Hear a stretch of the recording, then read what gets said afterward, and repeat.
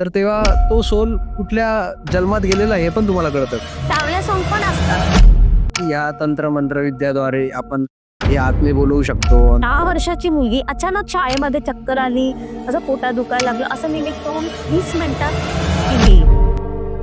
तर ना मला गजानन महाराज आणि ना मला ते फोटो स्वरूपात नाही दिसत, ते सदेह स्वरूपात अच्छा.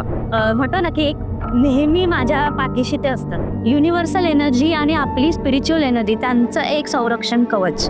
तर ना मला सतत असं दिसायचं की रस्त्यावरती एक माणूस झोपलाय गाडीच्या समोर. अरे बापरे.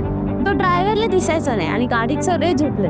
मागचा जन्म आपला, तर आपल्या मागच्या जन्माचा आपल्या ह्या जन्माशी काही संबंध तुम्ही सांगितलं त्याप्रमाणे असा इम्पॅक्ट होतो खरंच, की जर समजा घरात आपला एखादा प्राणी असेल, तो गेला, जसं XYZ कुत्रा असेल, मांजर असेल, तर आपण त्या प्राण्यांच्या सोलशी पण कनेक्ट करू शकतो का? हो करू शकतो.